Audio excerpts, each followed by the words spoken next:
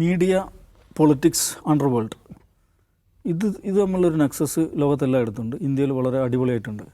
പല സ്ഥലങ്ങളും, പ്രത്യേകിച്ച് ഉത്തരേന്ത്യയിലൊക്കെ പൊളിറ്റിക്സ് നമ്മൾ നോക്കിക്കഴിഞ്ഞാൽ പലതരം ക്രിമിനൽ പശ്ചാത്തലത്തിലുള്ള ആളുകൾ വളരെ പെട്ടെന്ന് രാഷ്ട്രീയ പാർട്ടികളുടെ ഭാഗമാകുന്നത്, അല്ലെങ്കിൽ അവർ സ്വന്തമായിട്ട് രാഷ്ട്രീയ പാർട്ടി ഉണ്ടാക്കുന്നത്, മാധ്യമ സ്ഥാപനങ്ങൾ തുടങ്ങുന്നതൊക്കെ നമുക്ക് കാണാൻ പറ്റും. പക്ഷേ സൗത്ത് ഇന്ത്യയിൽ ആ കൾച്ചർ അത്ര ഉണ്ടായിരുന്നില്ല, കേരളത്തിലുണ്ടായിരുന്നില്ല. ഇപ്പോൾ എന്താ സംഭവിക്കുന്നതെന്ന് വെച്ചാൽ ഈ പറയുന്ന അതിൻ്റെ ഒരു ഡിമാർക്കേഷൻ ലൈനുകളുണ്ടല്ലോ, അത് കേരളത്തിൽ ഇങ്ങനെ അലിഞ്ഞില്ലാതാവുന്ന ഒരു സ്ഥിതിയാണ് ഈ റിപ്പോർട്ടർ ടി വിയുടെ റീലോഞ്ചിന് ശേഷം സംഭവിച്ചിട്ടുള്ളത്.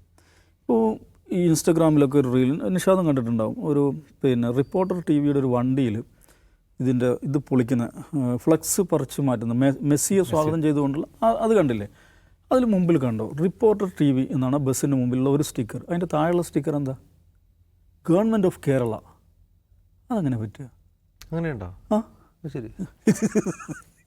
അതെങ്ങനെയാണ് ഒരു പ്രൈവറ്റ് എൻറ്റിറ്റിയുടെ ഒരു വണ്ടിയിൽ ഗവൺമെൻറ് ഓഫ് കേരള എന്ന് എഴുതാൻ പറ്റുക? അതൊരു പ്രശ്നമല്ലേ?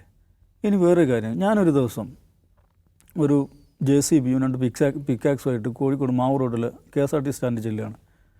എന്തൊരു KSRT സ്റ്റാൻഡ് തീരെ വൃത്തിയില്ല, സൗകര്യമില്ല, വണ്ടി മര്യാദയ്ക്ക് തിരിക്കാൻ പറ്റുന്നില്ല, ഇതങ്ങ് ശരിയായി കളയാം. ഞാൻ മാന്താൻ തുടങ്ങുകയാണ്. ഇവിടെ സൗകര്യങ്ങൾ കൂട്ടണം, യാത്രക്കാർക്കുള്ള സൗകര്യങ്ങൾ കൂട്ടണം എന്നിട്ട് ഈ KSRTC ബസ് സ്റ്റാൻഡ് മാന്തി പൊളിക്കാൻ തുടങ്ങുകയാണ്. അപ്പോൾ പത്രക്കാർ ട്രാൻസ്പോർട്ട് മിനിസ്റ്ററോട് ചോദിക്കുകയാണ്, എന്താണ് മീഡിയ മാനേജിങ് എഡിറ്റർ അവിടെ മാന്തുന്നുണ്ടല്ലോ, പൊളിക്കുന്നുണ്ടല്ലോ, എന്താണ് ഇടപാടെന്താണ്? ഇടപാടൊക്കെ നമുക്ക് പിന്നെ നോക്കാം, സംഗതി പണി നടക്കട്ടെ എന്ന് പറയൂ? അങ്ങനെ ഒരു മന്ത്രി പറയൂ? ഇതൊരു മന്ത്രി അങ്ങനെ പറഞ്ഞുകൊണ്ടിരിക്കുകയാണ്. ഇവിടെ കേരളത്തിൽ വളരെ പ്രധാനപ്പെട്ട ഒരു പബ്ലിക് പ്രോപ്പർട്ടിയാണ് ഈ കലൂരിലെ ജവഹർലാൽ നെഹ്റു സ്റ്റേഡിയം എന്ന് പറയുന്നത്. അവിടെ ഒരു ചാനൽ മുതലാളി അല്ലെങ്കിൽ ഒരു കമ്പനി മുതലാളി അങ്ങനെ പോയിട്ട് പൊളിക്കുകയാണ്, മാന്തുകയാണ്, മരം വെട്ടുകയാണ്. ഒരു ദിവസം എത്ര തൊഴിലാളികളെന്നാണ് പറയുന്നത്? 2000 തൊഴിലാളികൾ വെച്ച് പണിയെടുക്കുമെന്നാണ് പറയുന്നത്. അവിടെ അങ്ങനെ കയറിയിട്ട് മാന്താൻ എന്താണ് അധികാരം? പേപ്പർ എന്താണ്? നമുക്ക് അവിടെ കയറി ഒരു രാഷ്ട്രീയ പാർട്ടിയുടെ ജില്ലാ പ്രസിഡന്റ് അവിടെ കയറിയപ്പോൾ അയാൾക്കെതിരെ കേസെടുത്തിട്ടുണ്ട്. എന്താണ്? അതിക്രമിച്ച് കയറി വന്നിട്ട് കേസെടുത്തിട്ടുണ്ട് DCC പ്രസിഡന്റിനെതിരെ. ഒരു മുതലാളി, ഒരു സ്വകാര്യ സംരംഭത്തിന് മുതലാളി അവിടെ കയറിയിട്ട് പൊളിക്കുന്നു, മാന്തുന്നു, മരം വെട്ടുന്നു, എന്തൊക്കെയോ പരിപാടി നടത്തുന്നു. എന്താ ഇതിൻ്റെ ഏർപ്പാടെന്താണ്? ഈ ഏർപ്പാടെന്താണെന്ന് ചോദിക്കുമ്പോൾ അതിൻ്റെ ഉത്തരവാദി സ്പോർട്സ് മിനിസ്റ്ററാണല്ലോ അതിൻ്റെ ഏറ്റവും പ്രധാനപ്പെട്ട ഉത്തരവാദി എന്ന് പറയുന്നത്. അത് പണി കഴിയട്ടെന്നേ, അത് കഴിഞ്ഞിട്ട് നോക്കാം എന്ന് പറയും. എങ്ങനെയാണ് ഇത്? വെള്ളരിക്കപ്പെട്ടതാണോ? ഇതെങ്ങനെയാണ് സംഭവിക്കുക? ഇതിനാരും മറുപടി പറയുന്നില്ലല്ലോ. ആ ഗവൺമെൻറ് എന്താണ് ഇതിൽ ചെയ്യുന്നത്? ഇത് അന്വേഷിക്കാൻ ചെല്ലുന്ന രാഷ്ട്രീയ പൊതുപ്രവർത്തകർക്കെതിരെ കേസെടുക്കുകയാണ് ചെയ്യുന്നത്. അപ്പോൾ ഈ പറയുന്ന ഒരു സ്വകാര്യ കമ്പനി എവിടെയാണ്, സർക്കാർ എവിടെയാണ്, പാർട്ടി എവിടെയാണ്? ഇതിനിടയിൽ ഈ ഡിമാർക്കേഷൻ ലൈനുകളൊക്കെ ഇല്ലാതാകുകയാണ്. മെസ്സി വരുന്നു എന്ന് പ്രഖ്യാപിക്കുന്ന ആരാണ്? സംസ്ഥാനത്തെ മന്ത്രിയാണ്, സ്പോർട്സ് മിനിസ്റ്ററാണ്. അങ്ങനെയാണ് മാഡ്രിഡിലൊക്കെ പോയിട്ട് ഇതിൻ്റെ പണികൾ നടത്തുന്നത്. പിന്നെ അതുമായി ബന്ധപ്പെട്ട അപ്ഡേറ്റുകളൊക്കെ തന്നുകൊണ്ടിരിക്കുന്ന ആരാണ്? ഒരു ചാനൽ മുതലാളിയാണ്. അതെങ്ങനെയാണ് സംഭവിക്കുക?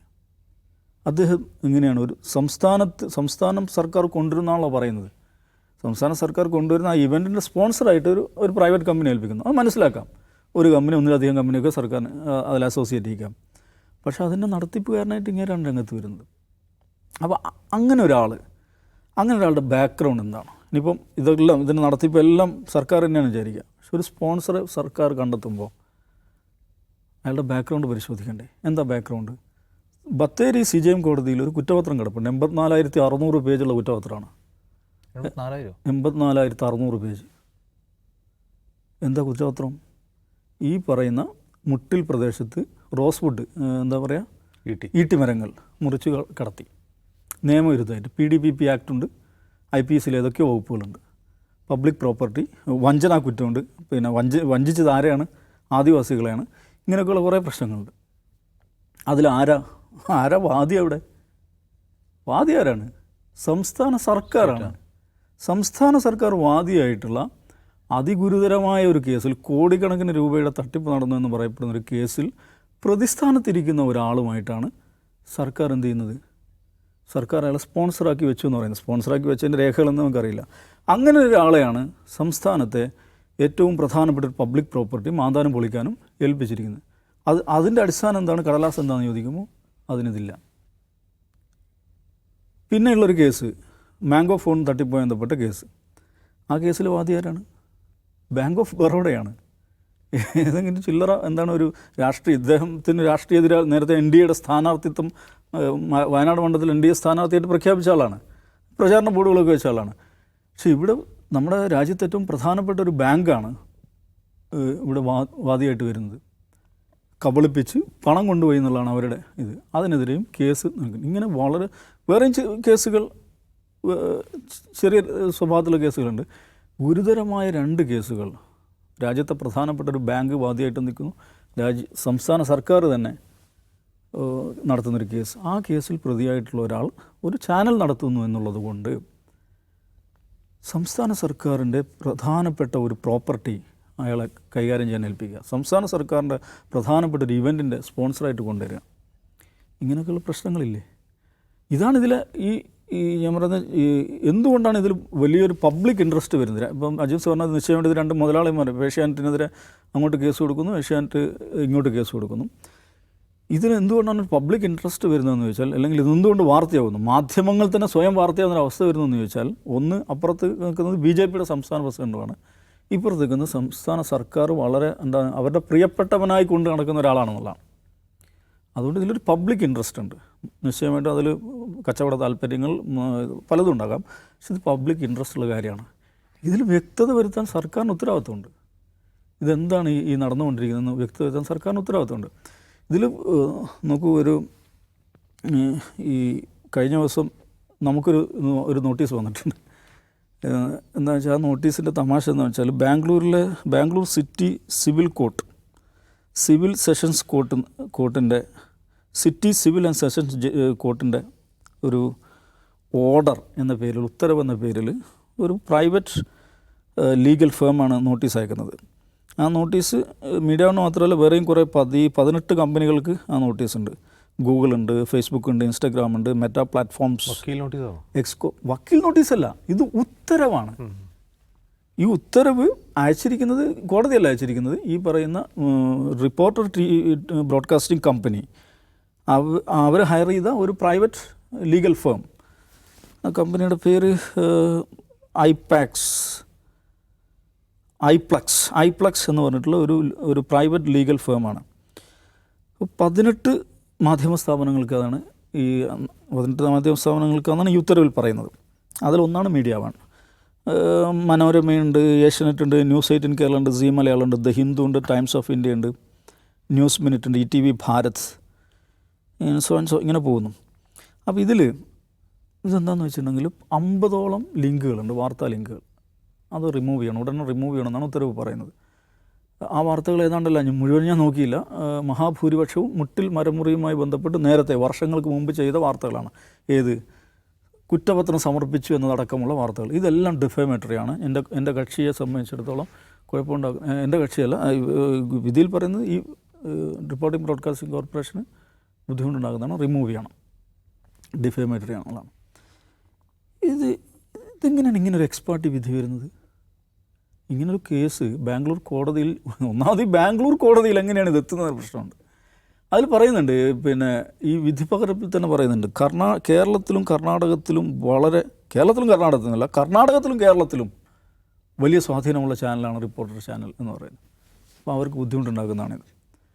ഇതെങ്ങനെയാണ് ഇങ്ങനെ ഒരു ബാംഗ്ലൂരിലെ ഈ കോടതിയിൽ, ബാംഗ്ലൂരിലൊരു സിറ്റി സെഷൻസ് കോടതിയിൽ ഇങ്ങനൊരു കേസ് പോകുന്നു, അതിൽ എതിർകക്ഷിയായിട്ടുള്ള നമ്മളൊന്നും അറിയാതെ അതിൽ വിധി വരുന്നു. ആ വിധിപ്പകർപ്പ് ഒരു പ്രൈവറ്റ് ലീഗൽ ഫേം നമുക്ക് അയച്ചു തരുന്നു. ഇത് നമുക്ക് അതിൻ്റെ തമാശ എന്താണെന്ന് വെച്ചാൽ, ഇതേ കോടതിയിലാണ് കഴിഞ്ഞ ജൂലൈയിൽ ധർമ്മസ്ഥല റിപ്പോർട്ടിങ്ങുമായി ബന്ധപ്പെട്ട് ഒരു വലിയൊരു ഗാഗ് ഓർഡർ ഇതേ കോടതിയാണ് പുറപ്പെടുന്നത്. ഒരുപക്ഷെ ഇന്ത്യ ചരിത്രത്തിലെ ഏറ്റവും വലിയ ഗാഗ് ഓർഡറാണ്. 348 മാധ്യമ സ്ഥാപനങ്ങൾക്കെതിരെയാണ് അന്ന് ഈ ഓർഡർ. ആയിരക്കണക്കിന് ലിങ്കുകൾ, യൂട്യൂബ് ലിങ്കുകൾ, ഫേസ്ബുക്ക് ലിങ്കുകൾ, വെബ്സൈറ്റ് ലിങ്കുകൾ, ആയിരക്കണക്കിന് ലിങ്കുകളുണ്ട്. അതെല്ലാം റിമൂവ് ചെയ്യണമെന്ന് പറഞ്ഞിട്ടാണ് ലോകത്ത് തന്നെ ഒരുപക്ഷെ ഏറ്റവും വലിയൊരു ഗാഗ് ഓർഡറായിരിക്കും 300 ചില്ലാൻ സ്ഥാപനങ്ങൾക്കെതിരെ.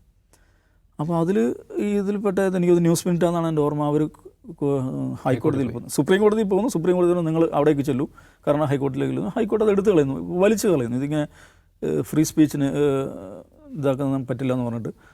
പക്ഷെ അതേ കോടതിയാണ് ഇങ്ങനെ ഇത് ഈ ബാർ ക്രിയേറ്റിംഗുമായിട്ടുള്ള പരിപാടിയാണ് ഈ കോടതി എന്നാണ് ആവശ്യപ്പെടുന്നവർക്കൊക്കെ വിധി ഇങ്ങനെ കൊടുക്കുക. ഗാഗ് ഓർഡർ ഉണ്ടാക്കി കൊടുക്കുക. ഇതെന്തൊരു തമാശയാണ്. കേരളത്തിലെ ഒരു മാധ്യമസ്ഥാപനം ചെയ്ത വാർത്തയുമായി ബന്ധപ്പെട്ട് ബാംഗ്ലൂരിലെ സിറ്റി കോടതിയിൽ കേസ് പോവുക, അതിൽ നമുക്കൊന്നും നോട്ടീസ് ലഭിക്കാതെ തന്നെ വിധി വരിക. ആ വിധി ഈ പറയുന്ന പ്രൈവറ്റ് ലീഗൽ ഫേം തന്നെ നമുക്ക് അയച്ചു തരിക. ഇതെന്താണെന്ന് മനസ്സിലാകുന്നില്ല. അപ്പം ഇങ്ങനെയൊക്കെ ഒരു മാധ്യമ സ്ഥാപനം പെരുമാറുന്നു. അത് വിചിത്രമായിട്ടുള്ള സംഗതിയാണ്. ഇപ്പോൾ ഈ കേസ് കൊടുത്തത് 100 കോടിയുടെ കേസ്, 150 കോടിയുടെ കേസൊക്കെ അതിൽ എന്താണ് മാധ്യമ യുദ്ധം എന്നുള്ള നിലയ്ക്കൊരു ആളുകൾ കൗതുകം ഉണ്ടാക്കുന്ന ജനങ്ങളെ ഏതെങ്കിലും നിലയ്ക്ക് ബാധിക്കുന്ന കാര്യമല്ല. പക്ഷേ ഇത് ഒരു സംസ്ഥാനത്ത് വളരെ പ്രമാദമായ 2 ക്രിമിനൽ കേസുകളിൽ കുറ്റാരോപിതനായി നിൽക്കുന്ന, ആ കേസ് ഇതുവരെ ക്ലോസ് ചെയ്തിട്ടില്ല, കുറ്റാരോപിതനായി നിൽക്കുന്ന ഒരു മാധ്യമ മുതലാളി, ആ മാധ്യമ മുതലാളിയും സംസ്ഥാന സർക്കാരും തമ്മിൽ നമുക്ക് വിശ്വസിക്കാൻ പറ്റാത്ത തരത്തിലുള്ള ബന്ധങ്ങൾ. സംസ്ഥാനത്ത് ഒരു പ്രൈം പ്രോപ്പർട്ടി പോലും അയാൾക്ക് സ്വന്തമെന്ന പോലെ കൈകാര്യം ചെയ്യാൻ, ഒരു കടലാസ് പോലും ഇല്ലാതെ കൈകാര്യം ചെയ്യാൻ പറ്റുന്ന അവസ്ഥ. ഈ ഒരു കോണ്ടെക്സ്റ്റ് അതിനെക്കുറിച്ചാണ് പൊതുജനം ചർച്ച ചെയ്യേണ്ടതെന്നാണ് ഞാൻ പറയാം.